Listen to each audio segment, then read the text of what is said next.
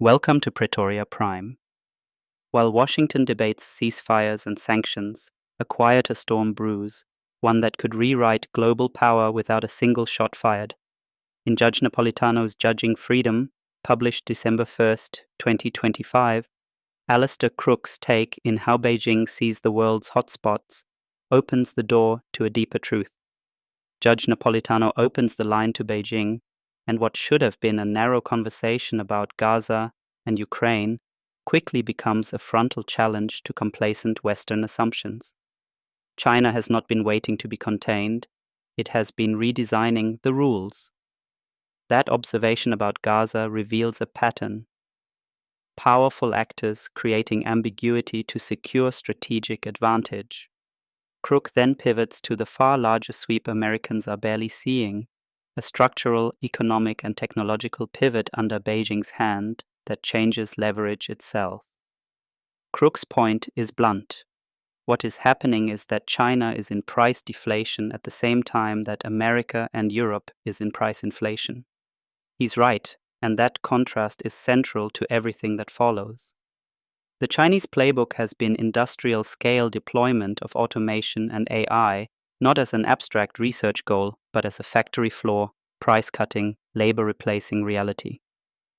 Where Western AI is entangled with military contracts and speculative finance, China has embedded automation into production and into daily commerce. That matters because platforms like WeChat and Alipay do more than move money. They link identity, logistics, credit, and data into an operational ecosystem that scales. Crook reminded us that 1 billion on one of those apps alone are already woven into that fabric. Those are not marketing numbers. They are leverage. What Crook nails is the strategic logic. Industrial reform brings economic independence, integrated fintech brings transactional autonomy, and diffused AI brings productivity that erodes Western price power. He points to a hard data point. China now represents only about 7% of long-duration US Treasury holdings, and that shift matters. He is also clear-eyed about limits. China still needs advanced chips and aircraft. That is a real vulnerability the West retains, and it is why export controls and targeted tech restrictions still matter. But tariffs and public posturing have repeatedly fallen short. The West's response so far looks tactical, reactive, and rooted in old leverage. Sanctions, tariffs, narrative control. That misalignment exposes a contradiction.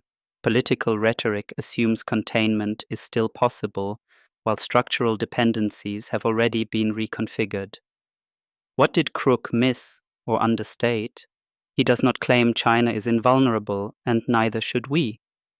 Political, demographic, and technological bottlenecks remain, but he does force the questions we have avoided asking. Why again do we rely on narrative rather than function? Who benefits from ambiguity in ceasefires and trade policy alike? Who controls the silence while systems rewire? History offers precedents for distrust when institutions wield vague power. That context explains public suspicion today. The urgent takeaway is this. While Washington wages geopolitics, Beijing is reshaping economic realities through self-sufficient industry, embedded AI, and an alternative financial infrastructure. If we want to compete, the answer is not louder sanctions or theatrical posturing, it is rebuilding capacity, rethinking industrial policy, and admitting that the game has changed before our leverage evaporates entirely. That's it, my friends. Please like and subscribe to support my channel. You can find more content on my Spotify and on YouTube under the handle at Pretoria Prime. Until we meet again, this was Scipio Americanus of Pretoria Prime News.